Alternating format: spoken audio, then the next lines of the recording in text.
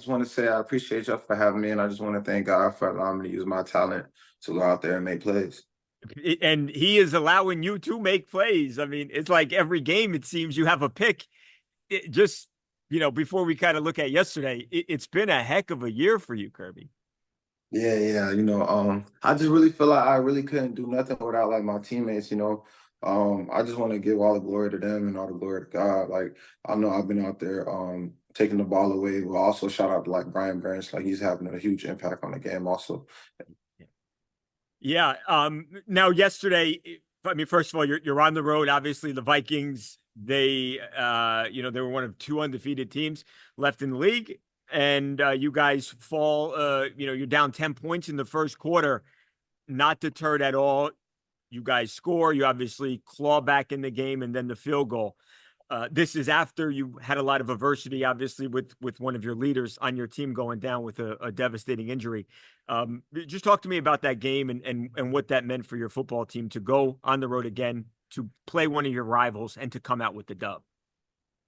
I feel like we talked about it all week, how where it was a team where we had to face and we had to bring this team into the deep end. I feel like we talked about how this team lives in shallow water. They haven't really been tested. So we knew that we were gonna come in and we're just gonna have to fight and bring them over to our side where we live is basically in the deep end. Like we live in adverse situations as we was during that game, during certain moments. Offense was making plays, defense was making plays, but sometimes, we had to go back out there and get the ball back for our offense. I feel like that's just how we complement each other on defense. So just the offense and the defense understanding what we got to do and what objectives we have to hit in order to win that game. The division, it's crazy, Kerby. I mean, obviously you've got you know the Lions, you've got the Vikings at 5-1, you've got the Packers right there at 5-2, and even the Bears obviously 4-2. So this is, I mean, top to bottom, this is the best division in football right now.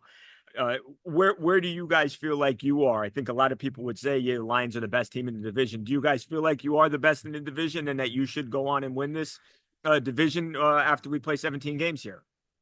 Yeah, I mean, of course, I feel like we're the best, and I feel like we should win the division and just take it over, and then head into the playoffs and eventually the Super Bowl.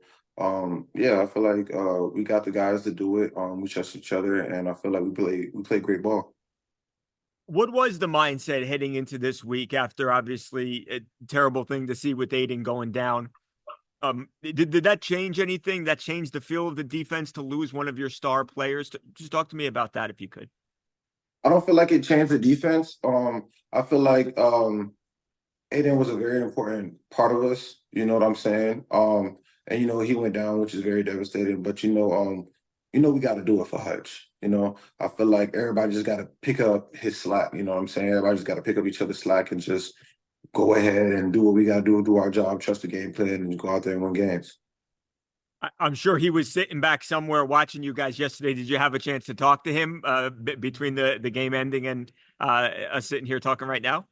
Yeah, yeah. Aiden was watching the game. He was sending stuff in the group chat, just hyping us up and saying like, "Let's go!" Like we got this. Because Aiden understands what it means to be on this defense. It's very it's filled with a lot of passion, a Yeah. lot of perseverance, and a lot of adversity. So to be with it, I've been with Aiden for 3 years now, and just he knows what it takes to get it. He knows what it took to get to this point. Yeah.